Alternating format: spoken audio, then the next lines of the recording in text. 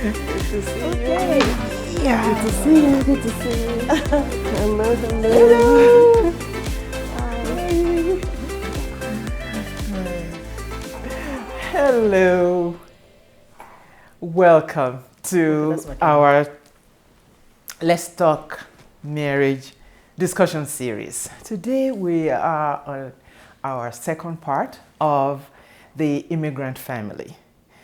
And I just want to do an introduction before we go on of our two special guests on this show, Sam and Kofo Babatunde. Welcome. Thank you. And I welcome you also, Yinka. Thank you. And the introduction I want to make is that Sam and Kofo actually run a marriage relationship outfit here in Calgary, and they are coaches in that area, and they work with marriages, people who are yet to be married, premarital couples, and they coach them, and they do a lot of work in that area as well. And also, whenever you want a lift in your marriage, or you want to have some good stepping stone of background, hey. Okay. Whenever you just want some questions about marriage and issues around marriage, relationships, and also about family and children, relationship with their parents, yeah, they are the go-to. And they run some courses as well, all over the world actually. You can join in for their courses, their marriage courses. So I just want you to talk a little bit about that before we delve into the... Sam and I have a passion for young couples, particularly, and older ones too, and then young adults, men and women. We just want to see them flourish in their relationships, whether it be marriage relationship or the one working towards marriage. And that was what actually birthed Kina Connection. We've always been, we're going to be, in fact, today is actually our anniversary. Yeah, so we're 39 years. 39 years married. In marriage today. So applause. Thank you. So because of this passion, honestly, for like over 30 years, we've been, just counseling people as a passion, as, people will confide in us and all that. So all that got us, got into us there. You know what, let's have a ministry that people can actually officially work with us, or we work with them.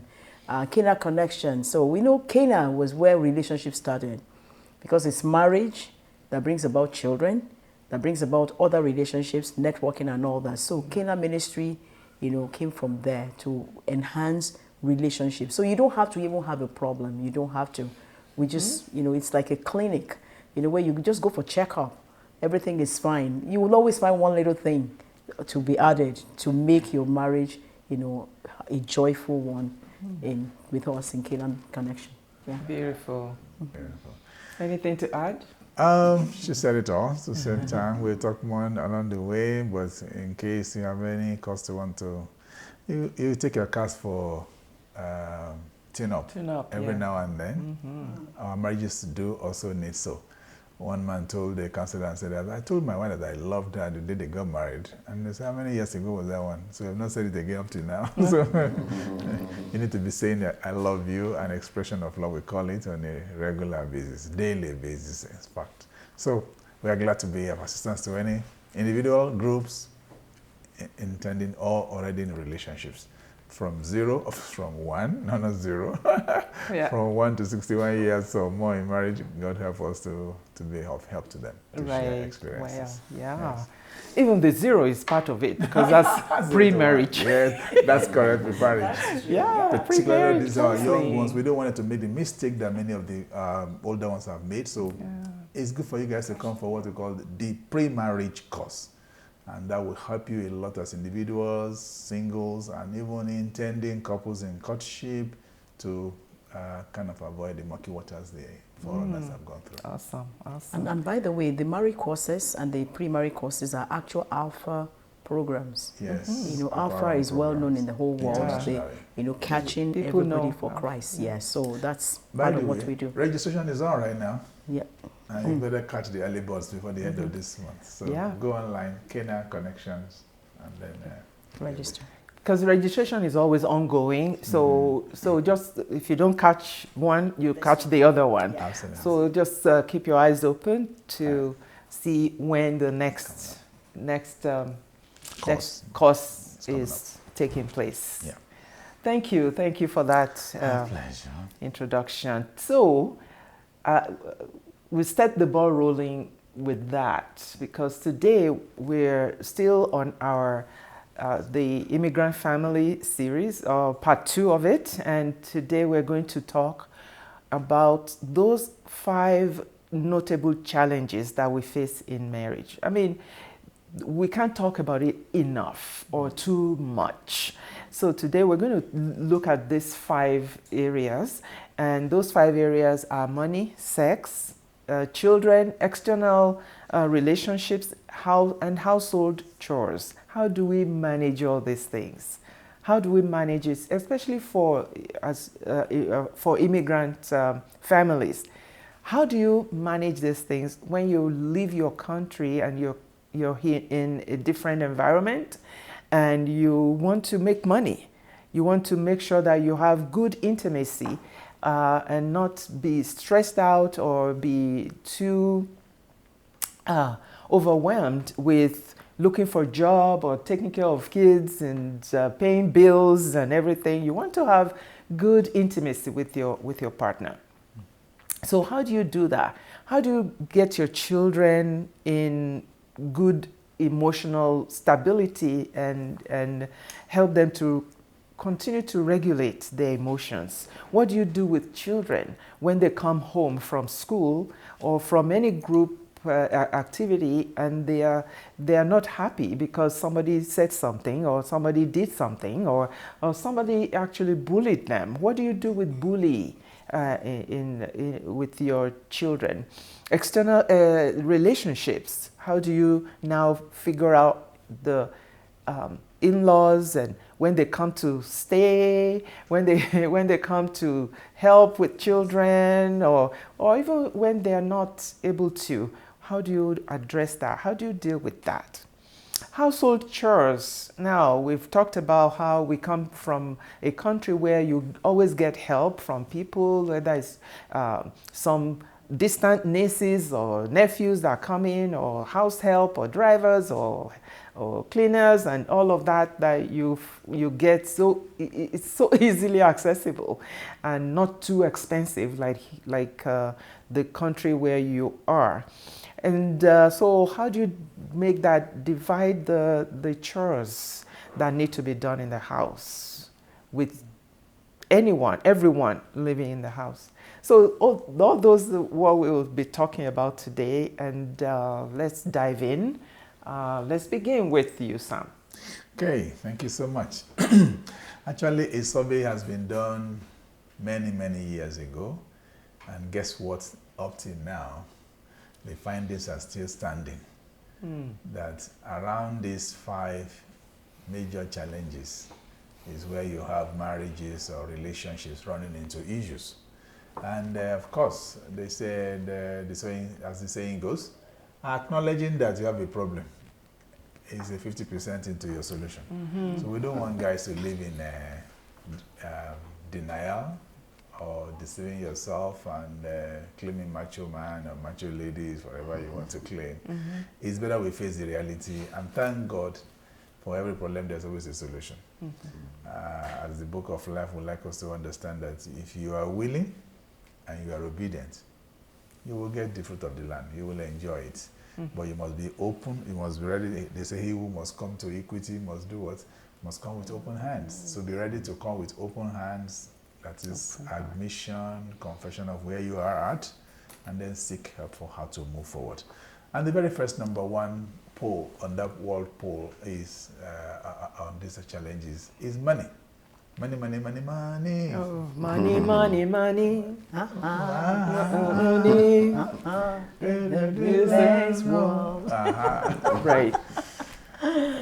Money is good, but it can also become a terrible acid in a relationship if we don't have a way of understanding it and how to use it.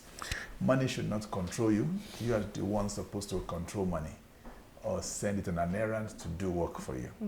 So the moment you start checking your love level, what we call love meter, and we'll get there later, if your love meter concerning money starts flipping above 50%, then that money is already controlling you. You're not getting the message of how to use money. And to that extent, even the Bible tells us, yes, money answereth all things. We want those who are trying to go into relationship, please. Just like salvation is free, but it is not cheap. It takes a life, or it costs a life. Yes. Our Lord and Master Jesus Christ. So also marriages can be contracted under the table, in a bar, in your bedroom. Even they are doing some drive-through right now in California, as I understand, in some parts of the world. But to sustain it is where the issue becomes more critical. It's not cheap. But not being cheap does not mean that you have to now make it gold-plated or silver or whatever. So money has its role, but you have a greater role in how to control yourself about it. So don't love money to the point that it now starts controlling you. There is the love of money that is bad, but having money is It's good. a good thing. It's a good thing, man, because you can decide to be anywhere you want to be in a weekend or a day or a holiday, whatever. And to that extent, too, we like to caution that you don't get too unnecessarily expensive in your lifestyle. We have to learn how to define moderation or contentment. The Bible says in 1 Timothy 6, says, godliness with contentment is a great gain. Okay. The fact that you are choosing to have a burger for lunch and not necessarily having all the stalled ox and chicken and stuff and turkey hosting around you, even though you're not going to take much of it, that's a wastage. You don't have to live a life of wastage. I think Warren Buffett is on record that he still goes and drives by at his age of 80-something, still drives by McDonald's and pick his Big Mac and is comfortable with some Coke or whatever. So we need to learn to define our contentment level. That's our first level of teaching and advice for handling money. Make money to work for you than you to start working or slaving for money. Then and how that one rolls, of course, that can be look for details when we have one detail session. Last but not least for me on that one is that for those who are now in relationships, we must learn to pull in your resources together and also expend them together. What do I mean by that one? We call it joint budgeting of all inflows as well as joint budgeting of all outflows. And you must always leave a surplus called savings and not or being a debt-free life or live a debt-free life. Savings or debt-free life, but don't live in negative all the time. I think that's a little bit of introduction. I can do more. Right, yeah, that's beautiful because, you know, people coming from Africa or Caribbean or wherever, many people don't really know what it means to budget. It's like money comes, you just spend it, you know, you give it here and there, or you buy stuff and, you know, and then it's done and then you wait for the next paycheck. So how would immigrant families or parents budget? What does it really mean to budget? Kofu. First, I want to say that coming from Nigeria, where we are from, we don't have financial literacy. Unless you're a banker or you have something to do with finances, you're working in the bank. That's those who know. But the rest of us, we just go to school, face your course, come out with your geography degree, education degree, and you're working on, and we have no clue about how to use money, make money work for you, or how to. So that's the basic thing about immigrants. So we come into a society, an environment where, in fact, even an elementary school student child understands how money works, but we don't. So we need to first of all go learn. And honestly, it will not be too much to go find something online, or some people, or even banks these days. I believe you can walk into the bank that I need that education, and they will give you even free of charge because you're banking with them. So we need to first of all go learn how money works. You know, when we came in here, I thought that I wanted to do a home business. I tried thinking that, oh, having a day home is it, but I wasn't ready then. I didn't know. And then I found out that somebody introduced to me something about financing, insurance, and all that. And I want to thank God that started just in about the first 2 or 3 years when we came in here, because that was what gave me understanding. And I realized that everybody knows it. Everybody on the streets are talking about it. Most Canadians, that's what they do. But we have no clue. We don't even know what insurance is called. Insurance in Nigeria is like a death sentence. It's very morbid. People don't talk about it. So, but here we need to understand. So first of all, we need to start from there, so that you're learning from the professionals. And then you can, you don't want to be a professional like that, but at least you are literate. So that's where it starts from. And then we now begin to, and from there, you can learn budgeting. So let's not learn it ourselves. Let's not go the crude way. You know, there are set ways of working finances in this land. So go learn it. Even if it's a friend that knows it, that's a banker, you can learn from them. You know, that's what I would say, you know, to start with. Yeah. Yeah. What do you think, Yinka, about this budgeting thing? I know that sometimes, you know, we talk about what do you do with your money when you receive your paycheck? What do you do? The first thing you do. I know there are bills, there are things to spend money on, and also, like you said, Sam, that there's also something to do with like savings, putting money away for something, or investing and things like that. So is investing part of budgeting? Yeah, it certainly is part of budgeting, and certainly lots of people from different places sometimes don't know a lot about it. In fact, even in developed countries, as common as the knowledge is, young people also don't know so much about it. I think it should be taught in school, actually, in elementary school. Investment? You know. Yeah. But investment is certainly part of budgeting and part of savings, which will actually enhance your savings.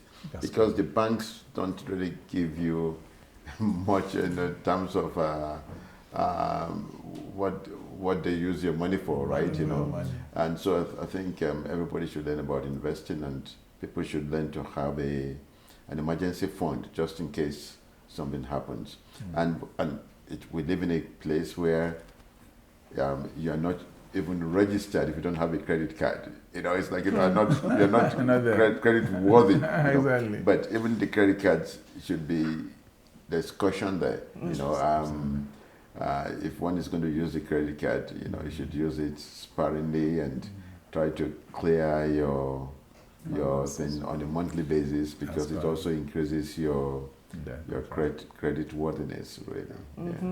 Yeah. And also, I think I always say that if you have a child and they're going to use an apple, you should start buying Apple stocks for them the first day. Anything they want to use, if they're going to use Samsung, you get Samsung. You know, if they're going to use Walmart, you should get something from Walmart. You know, so that they're not just spending money, like buying shares and stuff like that. Even if it's one per month or one per whatever, you know. Make an income back from there. Yeah. There are 3 things you can do with money. Number 1 is to either spend it. Number 2 is to either save it.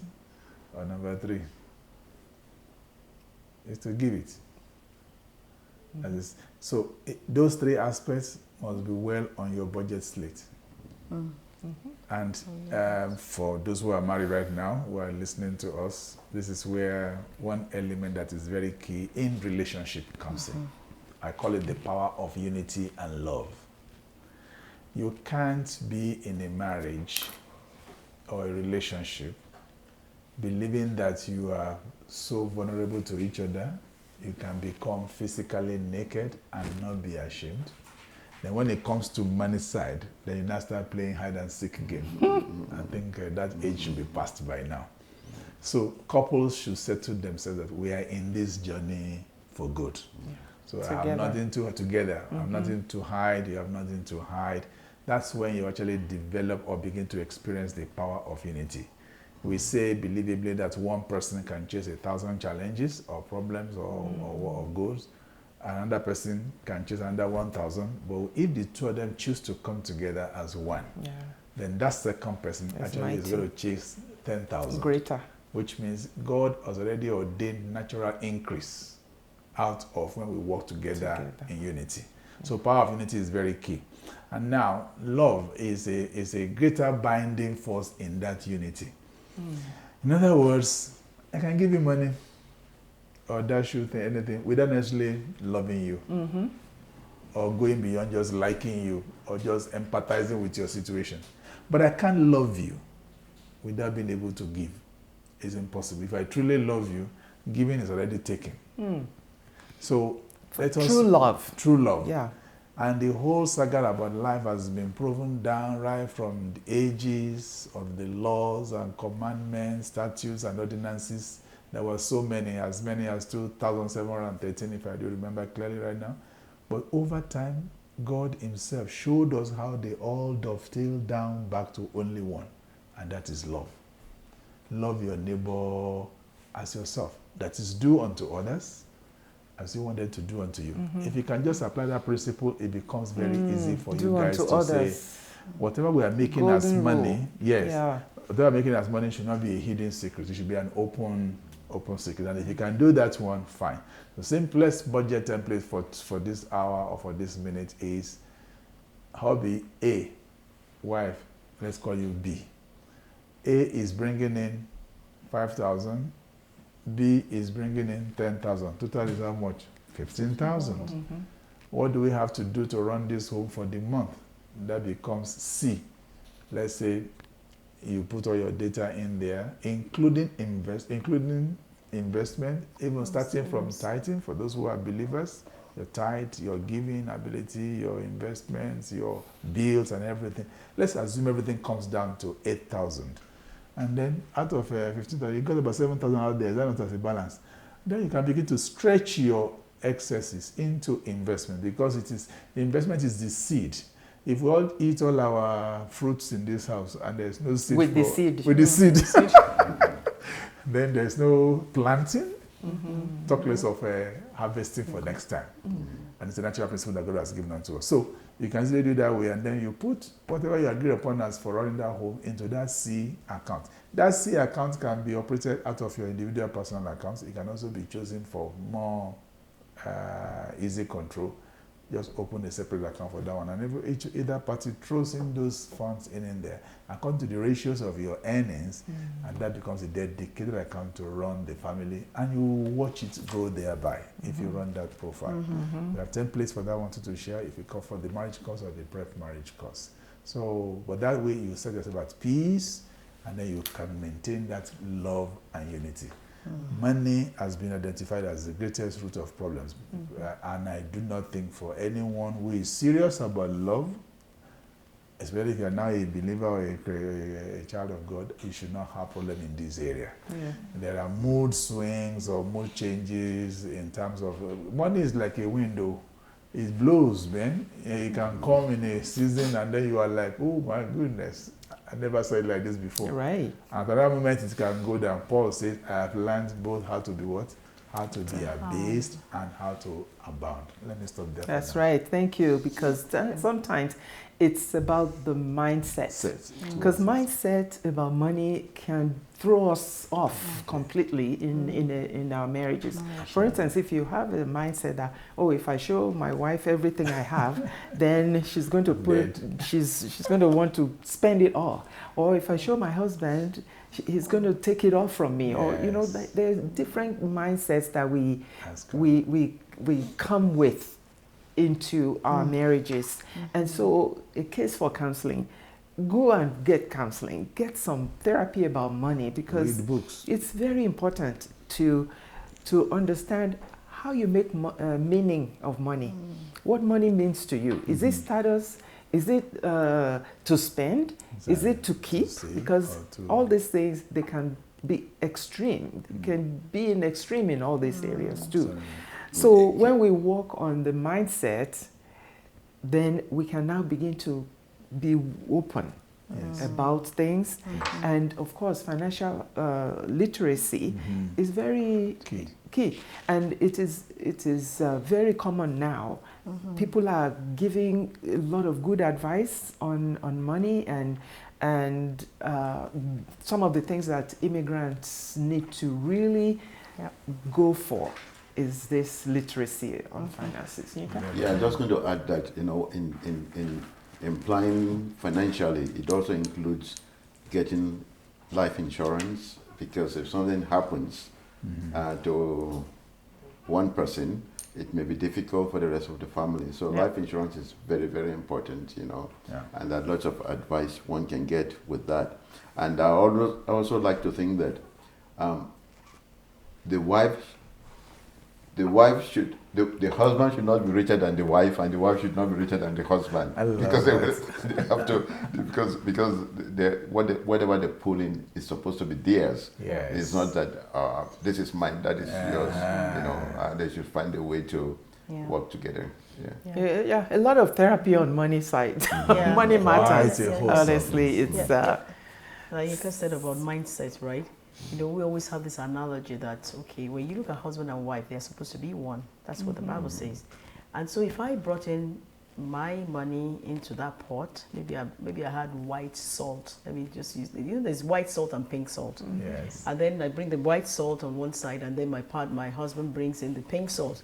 And we put it together. We would never be able to pick out whose salt is, which salt is whose. That's how money should be. And we are able, if we can operate in that, if our mindset can take that, we will never have issues with money, because it's our money. It's our money.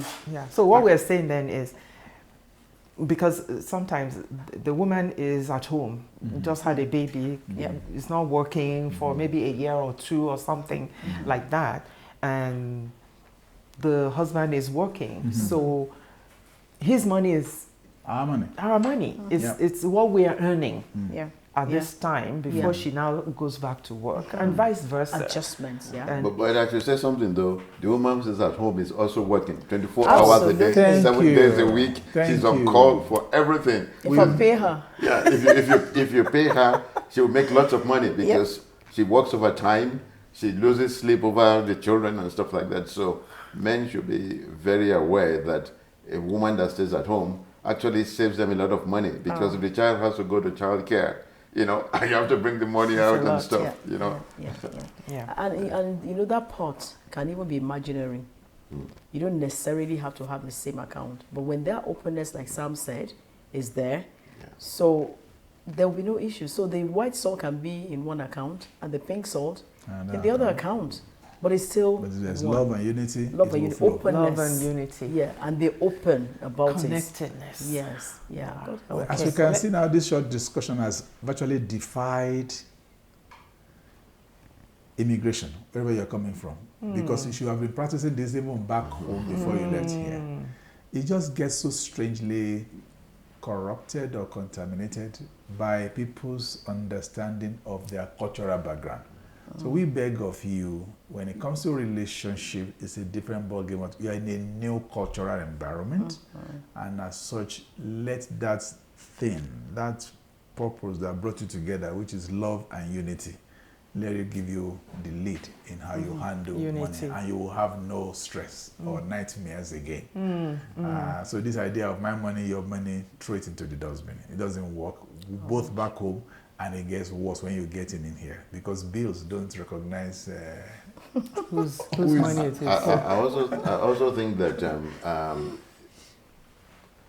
the finances being our money rather than your money also helps those couple who, in their own budgeting, will say you pay for one thing, I'll pay for the other. Exactly. Like if somebody loses their job, what happens? You know, so what happens then? You know, you would say you're not bringing money in, and I've seen So sometimes there's some strife. There's some strife in the family. Right. Yes. So it's money is our money, even though we may be doing different things, you know. But when it comes to the core, it's still our money. Right. And of course, there is always what do they say?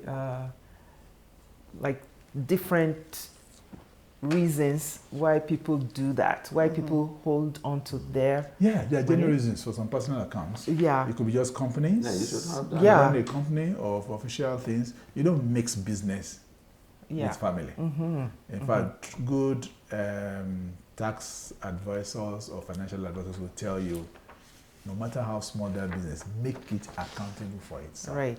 Otherwise, it may actually be draining you knowingly or unknowingly. Yep. You just say, oh, that's a small thing. You just keep on dumping money out there, but you're not checking what does it bring to the table for you. And before you know it, so we must learn that financial literacy. We must learn the openness and the unity and in love that forms the bedrock of every relationship. And we must throw out some languages for good. There's nothing like my money, our money. Or I'm the breadwinner. It doesn't exist because even this country tried a lot, or tries a lot. We're still doing it. It's not really historical. They do what you call EI. What's the meaning? I think it's called employment insurance. Yeah. Right? Whereby when you are suffering a little bit of a setback, either they help out. Accident or you are in pregnancy or babysitting, your regular salary is not coming in, but a good portion of it is coming in through EI for you. Now, it should not be abused. They are doing all those cushioning to keep you being alive, above board. And it really helps the government. And one of the things that this government, the Canadian system, does for their citizens is just that help. That is really important. We're talking about unity. Let's shift right now to relationship intimacy. Of course, when there's money issues or other issues, intimacy will suffer. How can we now bring intimacy into the picture where this is part of God's gift to marriages, and as a gift, we don't want to abuse it either, and we don't want to refuse it from each other, kind of thing. And so what do you say about that when there's strife, when there is all these stresses in the family because of immigration issues? How do we come into good intimacy? How do we come into intimacy? Yeah, I know it's a very dicey thing. If I use myself, growing up, even back in Nigeria, honestly, I want to separate intimacy from any other thing, from any other issue, any other, problem. You understand? So, but it's not everybody that can do that. Yeah, intimacy is just on its own. Every other thing on their own, kind of. But not everybody can take that. Not everybody can take that, especially women who are very emotional when it comes to things. I'm very sensitive, highly, driven a little bit by emotions. So for me, I would say communication is so important. We said go learn, go and be educated, and all that. But we need to also know to communicate so that we will be patient with each other. Because when you know the page, with the page where you're at, you'll be able to manage yourselves, you'll manage the expectations and all that, and life will still be going on. Is that very easy? Maybe no, but we can learn. We have people around us. That's why we're a network, we're a group of people working together.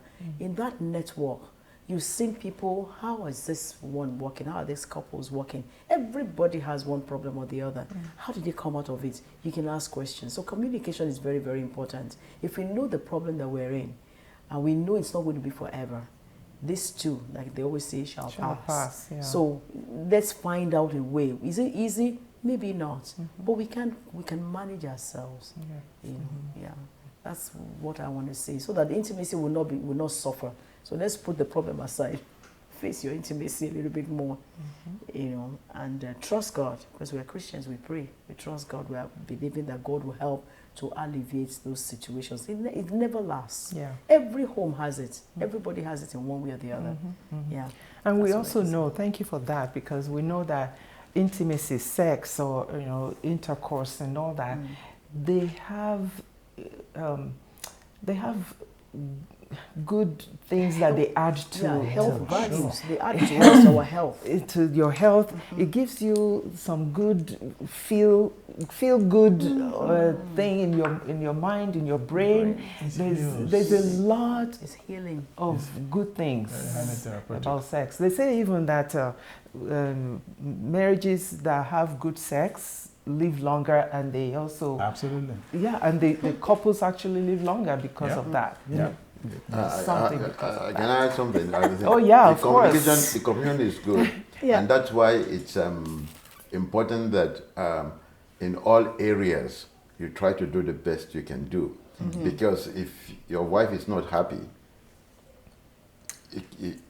intimacy cannot be as good as it is, and if you are not happy, intimacy cannot be as good as it is. So that's why it's important that we should try to get shalom, peace in the home, because you can't be raising your wife's temperature. And then so I love that, because it now comes to the fact that money is not everything. You don't have to have money to have sex. You don't have to. But if, and I know, men too, sometimes when they're so, pressured with thoughts and how to make ends meet as breadwinner and all that, it could even affect their libido as well, right? Yeah. Sure. So the men too. And then everything boils down onto attitude. The attitude, what kind of attitude are you bringing in? That's what I can hear Yinka saying. Your attitude is not good, your wife would have been interested.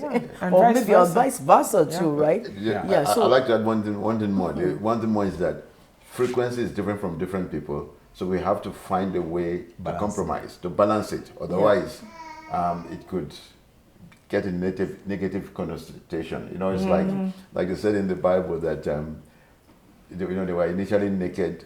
They were initially naked and not ashamed. But when sin came in, Eve was saying, "Why are you looking at me like that?" That kind of stuff. That's not the only thing you know. I like that. So I can't suffer twice. Don't deprive yourself of sex. It's good for you. Issues, you come back to it and sort it out. Communicate. All the time. Well, you said something that was at the beginning, that you like to kind of hold them separate. I know we have to admit reality is that all these things are interconnected. I know. But you can still set some good boundaries to make them meaningful. And as the saying goes, knowledge is key. It's important. You just need to sit down, read, make inquiries, counsel, then talk. That's communication is key. Talk. Some of us don't even want to discuss with our wives or with our husbands that area. We count it almost like a black box. We don't even want to tell each other what makes us tick, what makes you really like the thing. Exactly. Because it's important. What arouses you, what makes you, just talk about it. Be free. We got to be open. So actually when the Bible says they were both naked and not ashamed, it's that they were open to discuss it all. They were in harmony. They were in harmony, working together, so in unison. And quite a number of issues that may want to hinder them. When you learn about them, then you also learn how to put them aside. For example, issues. If you're having a quarrel or some issues on ground, the two of you are at odds, and that area just looks like, don't even think about it, don't go in there. But again, do you know that out of knowledge that we say is key? How do we solve issues? When issues come, you don't make them a matter of life and death. We don't solve this one, then there's nothing moving forward. The life is already going ahead. You're dealing with just being left behind. So there are issues that you can resolve almost pronto, on the spot. There are some that will take just a couple of minutes or hours, but there are some you have to put in the parking lot. And just say, you know what, this ain't going to be solved today.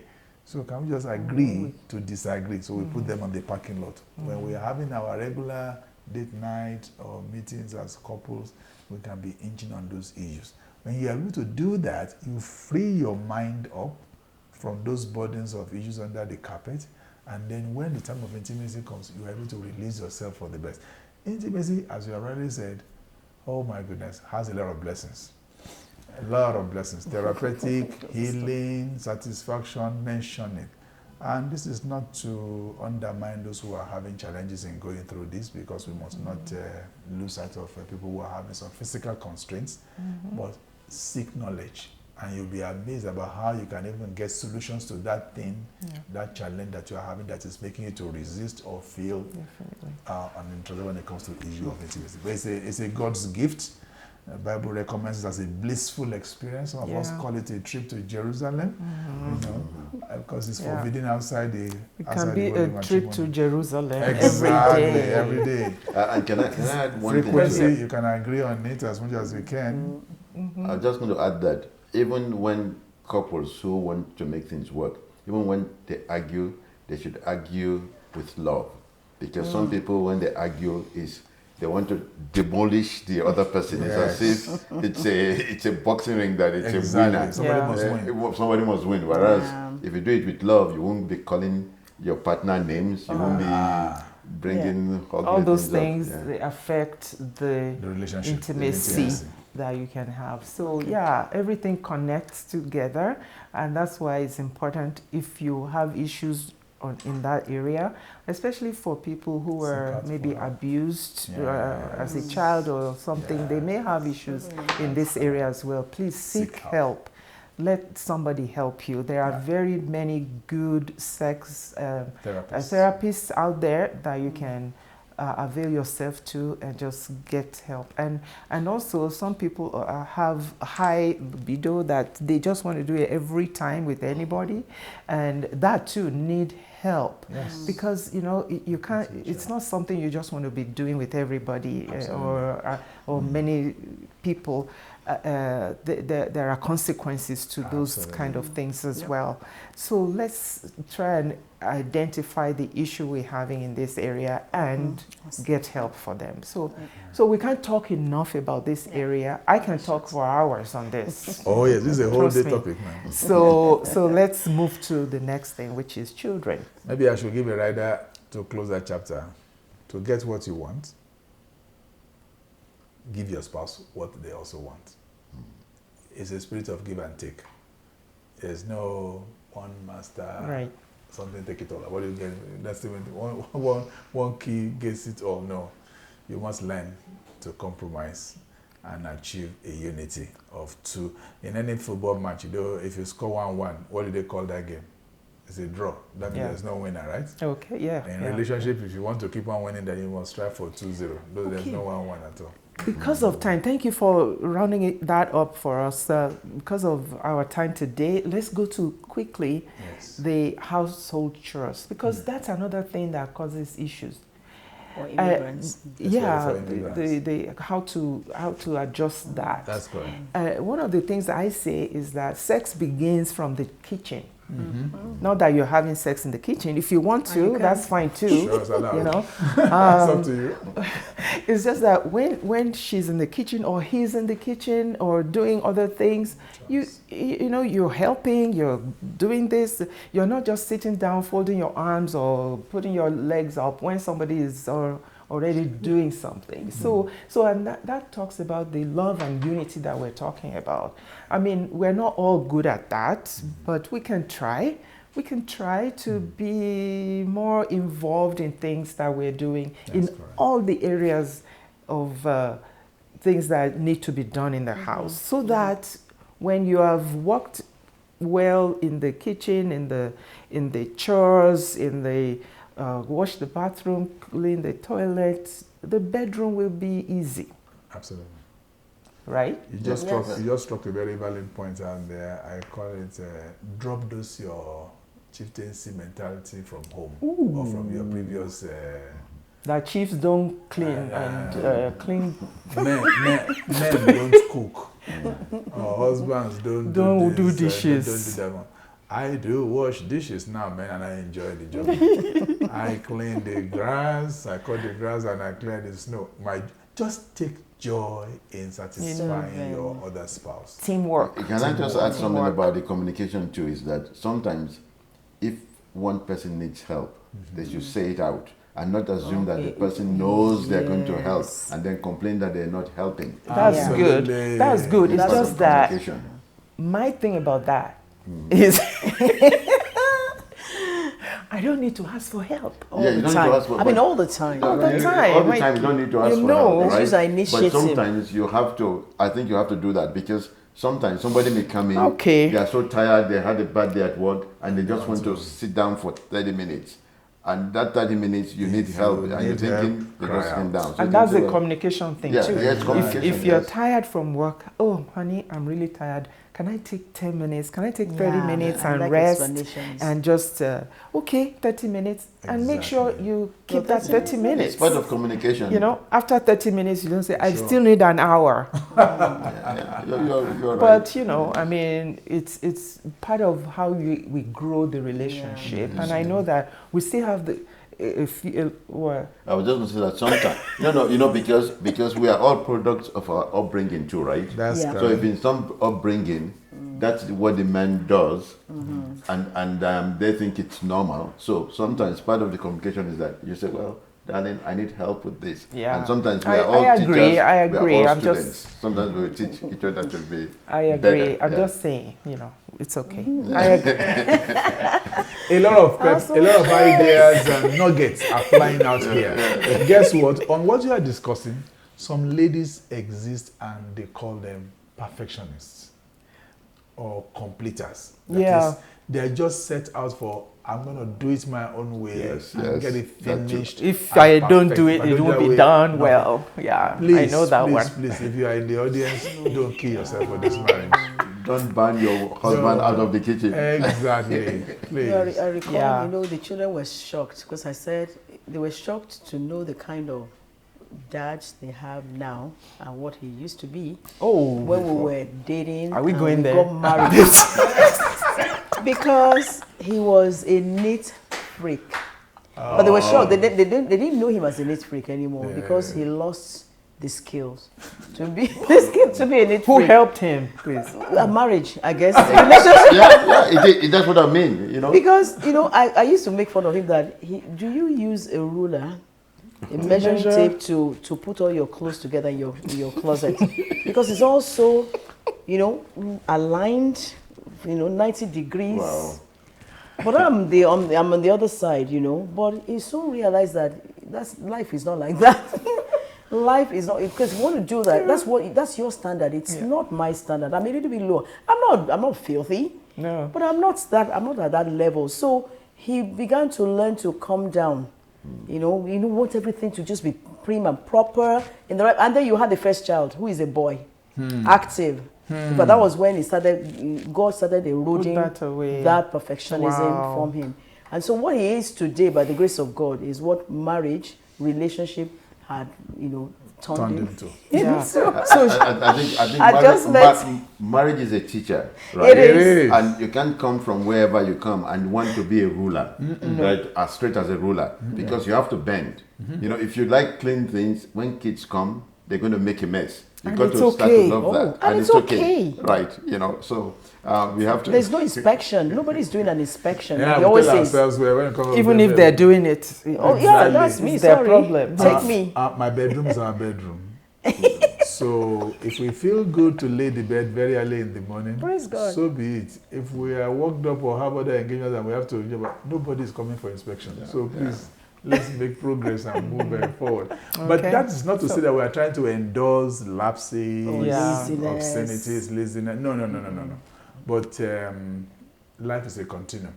And honestly speaking, without you, you'll be amazed. Life will still continue. It will. So everything must be drawn into a balance to ensure that life actually continues. Yeah, got to take care of ourselves too. Yeah. So let's quickly go to this 3 culture thing. Then you now mentioned that, so we're talking about that chores therefore means you can share some chores on a regular basis. On a very regular basis. But when you're not able to do any one of it, it's not supposed to be taken as a crime. what is most important thing is that if you are defaulting in one area, don't make it to become a habit. Right. You said you will handle, Take let's the say, Take the kids to garbage school, out. maybe. laundry or garbage or whatever. Day one, your body was aching. Day two, you came back late. Day three, very soon it becomes Live a up to fad. your- You need your to sit down promises. and reorganize in a way that you actually be offering help. And that signal of help, as you are trying to begin this session, or this side of it, that ties into the intimacy.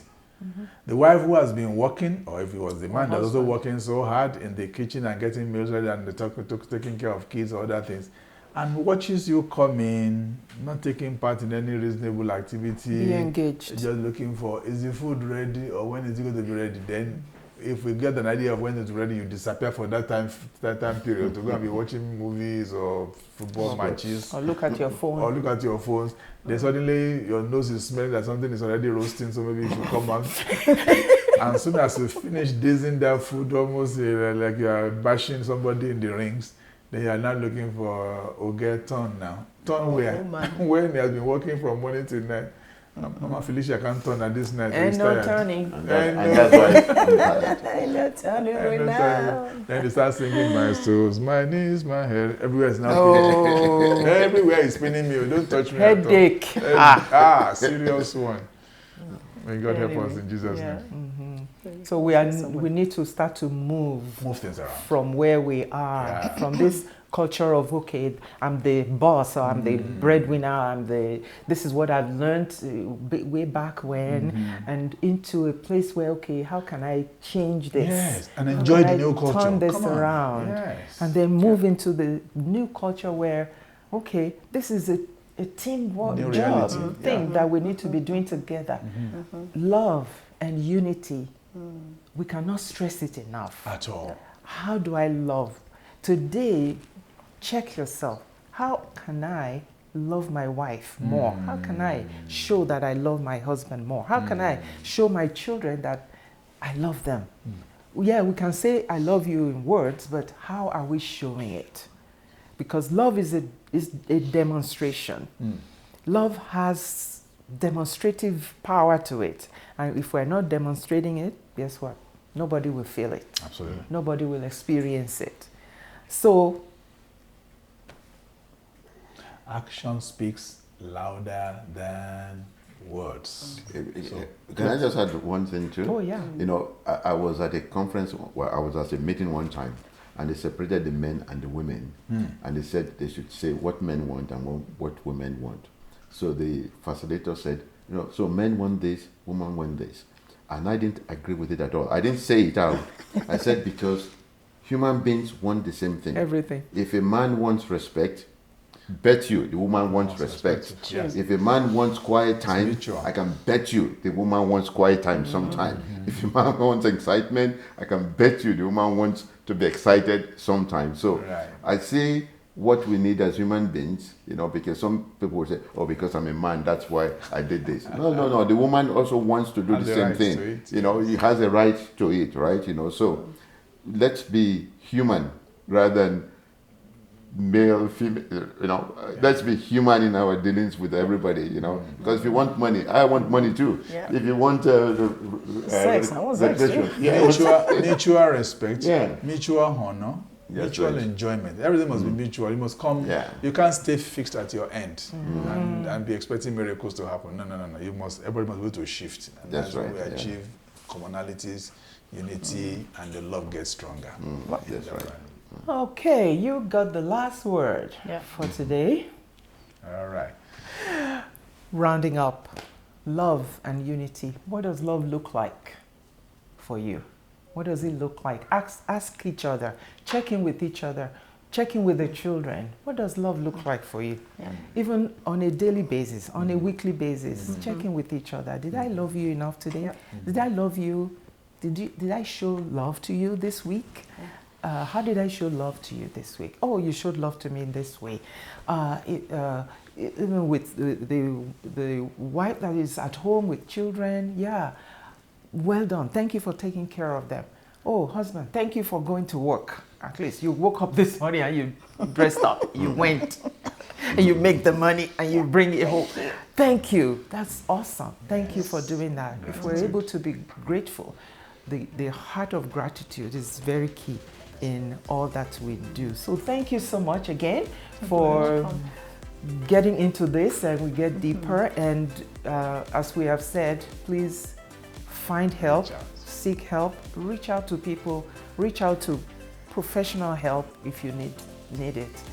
And we wish you well in everything that you do. Thank you for watching, and we'll see you next time. Thank you. Thank you. Thank you. Thank you. Thank you. Thank you. Thank you. Yeah. It's good. Good. What about me?